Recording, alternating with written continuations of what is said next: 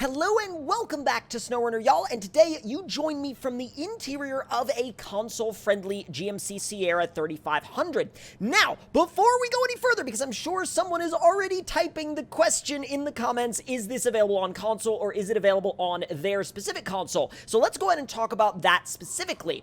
Now, today's date, as I record this video, is July 17th, 2023, and as of today, this truck is available on PlayStation 4 and PlayStation 5, but not currently available on Xbox consoles. However, that may change at a later date. It is also, I do not know if it is on Switch or not, but I would double check your Switch mod browser for details, but I do not believe that it is at the moment. Again, that could change in the future. And of course, it is available on PC as well, which is where we are playing with it right now. So what we're going to do in this video is we're going to go ahead and get it into the garage, walk through the customization options, and then take it out for a rip and see what it's all about. But before we do any of that, let's fire it up and see what it sounds like.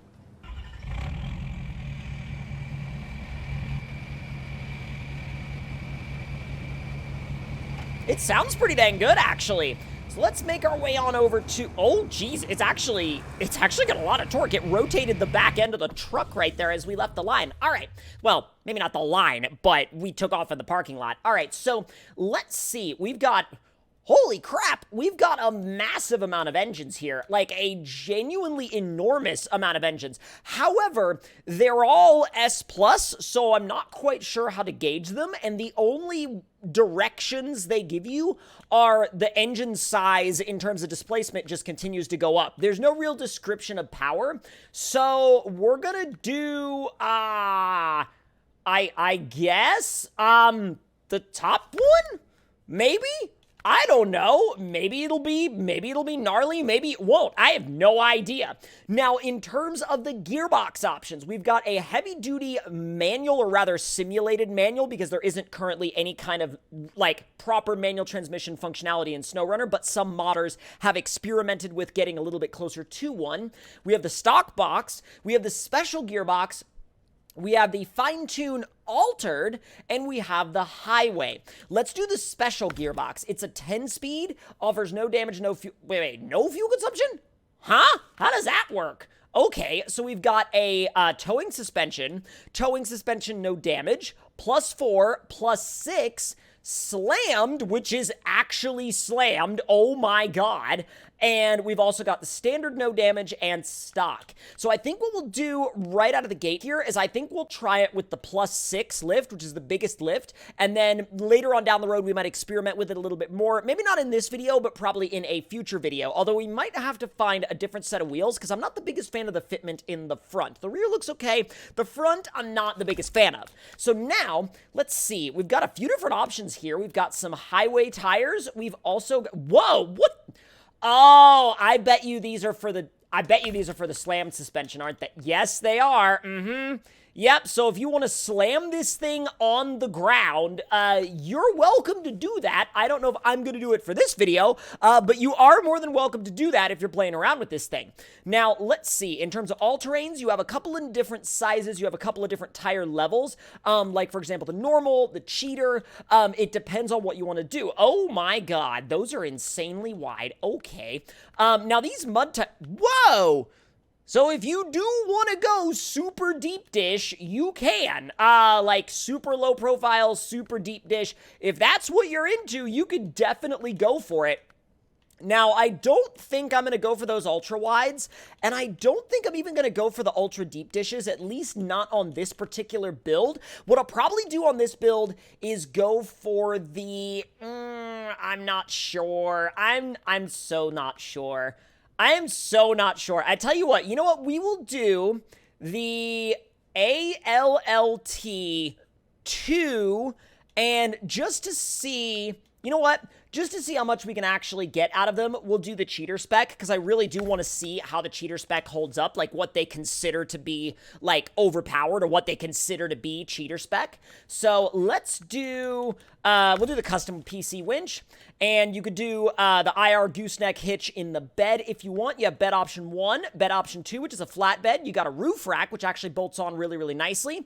Bed option 4, which comes with the rack, some ladders, some equipment. Looks like we got got like a generator, an air compressor, a secondary fuel tank back there, or rather an auxiliary fuel tank. And then this is just pretty much the same lineup plus a welder on the flatbed. So you actually got a lot of choice here. There's a lot of different things you could do, and I really like that. I like the fact that they give you that much choice. I'm always about having extra choice in terms of customization. So let's see, bumper 1, bumper 2, no weight, and bumper 4. Okay. Oh, I see. I think we're going to leave it on the stock bumper, but those options are really, really cool. Now, you can change the color of the lights as well. I think we might go with... I'm kind of back and forth, actually. Since we haven't settled on which color we want the truck yet, we'll leave the headlights white, and then we might come back and mess with those later. Now, we can also do a cutout for a stack, apparently. That's pretty wild. If you want to in the hood, you can do a roll cage, and then here we go with the extra exhaust options, or rather, all of the exhaust options. So you have a standard, like, you know, rearward side exit with light smoke. You have stacks with heavy smoke, stacks with light smoke, and then you have the hood stack with light and heavy smoke, but it requires the hood stack cutout in order to actually be installed, which I think is really cool, how they have you install the proper hood first before you, before you actually get to put the hood stack in. It's kind of realistic. So let's see, white rock lights for default bed, blue rock lights, red rock lights. You can do a lot of different lighting options on this thing. You can do a side step if you want. I'm not going to do it because I'm not the biggest fan of the way those big bulky side steps look.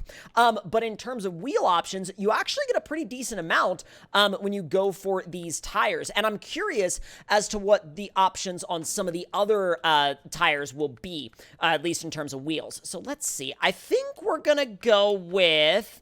Actually, I kind of dig these because the orange matches the orange in the suspension. Now, does that stay orange? It does. Oh, these are kind of like satin colors.